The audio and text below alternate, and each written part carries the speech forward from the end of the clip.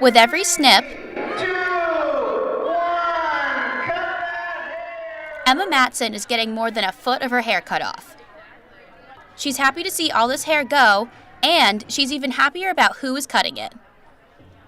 She kicked cancer's butt like nobody's business, and she's just a huge inspiration to me. So I thought, what a better person than to have her cut my hair. Emma's stylist is her friend Lindsay Nutting, a breast cancer survivor.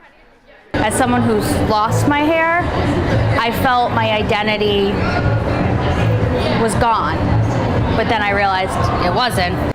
Everyone here at the Beautiful Lengths event is giving at least 8 inches of hair. That hair will become a wig for someone battling cancer. This event draws some people back year after year. It just makes us as stylists feel so great.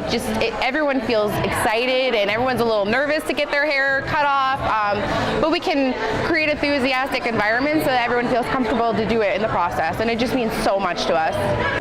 According to Pantene, over 42,000 real hair wigs have been donated to the American Cancer Society Wig Bank from events just like this held here at Keene State.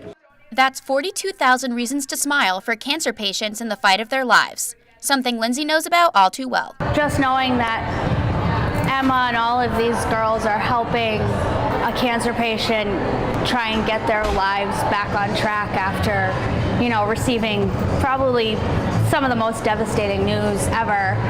It's very inspiring. Izzy Harris, KSETV.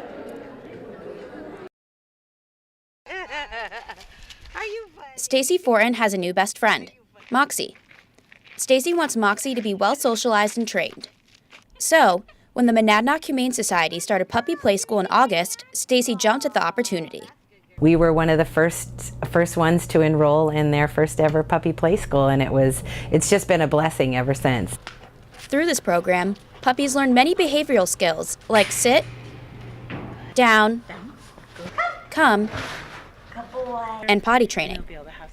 Bethany King has been working with the pups since the program first started. I really love getting the opportunity to socialize puppies. It's something that I take really seriously, so I'm very aware of how I'm interacting with the puppies all day long. This program is an opportunity for puppies to become socialized with exposure to different people, objects, textures, and sounds. It creates better pets and better pet owners. The puppies that come from Puppy Play School tend to play better with other dogs and listen and know their basic commands because we're reinforcing those with the families. They're learning how to manage the puppies. Experts say Puppy Play School also reduces the odds an adopted dog will get returned to the shelter. The more you can socialize the puppies now in a positive way, the more well-rounded they're going to be. So the likelihood of them having to be rehomed because of some behavioral problems like reactivity around other dogs or being overly fearful or shy really helps diminish that. Moxie is now a graduate of the Puppy Play School, and her pet parent Stacy is thankful for what Moxie learned in training. The socialization, learning the cues when a dog doesn't want to play, when he does want to play, how do you engage, all of those things. That started from the first week she was in the Puppy Play School, and it continues on now on the doggy daycare side. Trainers say bringing dogs here to Puppy Play School is a small investment of time that can pay off with a lifetime full of rewards with a well-socialized, well-trained dog. Izzy Harris, KSETV.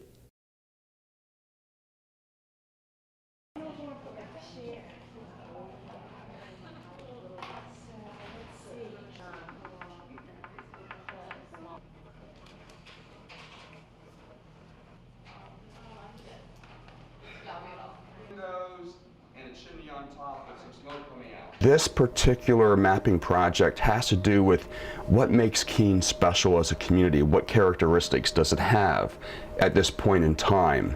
So it's a map of, in one sense, of love for a community. Coming up on KSC TV, we'll update you on House Bill 372. It's the latest legislation targeting voter eligibility in New Hampshire.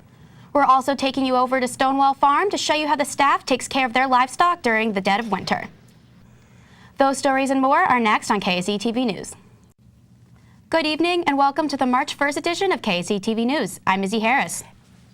A recent House bill introduced this past January may make it harder for New Hampshire students to register to vote. KSC TV's Sarah Schufelt tells us why. Republicans backing the bill say they are seeking to return public trust to the electoral process. Democrats opposing the bill say it's an attempt to create a poll tax in New Hampshire. Students and community members in Keene are organizing demonstrations, marches, and public forums about school safety and gun violence. The Sentinel reports this is in response to the mass shooting at a high school in Parkland, Florida last month. One Keene High student is organizing a March for Our Lives on March 24th. It will begin at Central Square in downtown Keene at 10 a.m. Students, educators, and anyone supporting the call for more gun control legislation is invited to take part. Some school districts around the nation have threatened to suspend students who take part in walkouts to protest gun violence. That has high school students worried that their political action might threaten their admission to college. Keene State is one of dozens of colleges to issue a statement to the contrary. KSE administrators have posted to Facebook and Twitter that participation in peaceful demonstrations will not have a negative impact on any student's application. Keene State College is offering free lectures to the Keene community.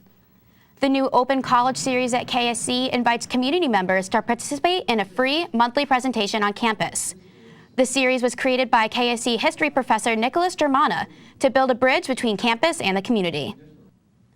The class takes place in Rhodes Hall every third Wednesday of the month at 6:30 in the evening. Coming up after the break, we'll take a look at how Keene State is receiving some national publicity. Keene State College has released the 2018 Outstanding Woman of New Hampshire winners. The winners are U.S. Representative Ann Custer, KSC Professor Patricia Pedroza Gonzalez, Franklin Pierce University Assistant Dean of Student Affairs and Retention Jill Bassett, and KSC students Pooja Thapa and Benajil Rai. This year's winners are being recognized for their contributions to gender equality. The awards will be presented on March 5th. Winters are hard, but they can be especially hard on animals. KSE TV's Paul Lucas reports on how Stonewall Farm staff takes care of their livestock during the winter. Even with warmer weather around the corner, the workers at the farm are always ready. Find out more after the break about a special award a Keene Police Lieutenant received. Keene Police Lieutenant Steve Tinney has been honored as a hero by the Boston Celtics. Tinney recently received the Heroes Among Us award from the team. The Keene Sentinel reports Tinney received the award for donating part of his liver to save a baby's life. The award is given to outstanding people who have made exceptional and lasting contributions to their communities. That's all for this edition of KSE TV. Thanks for tuning in.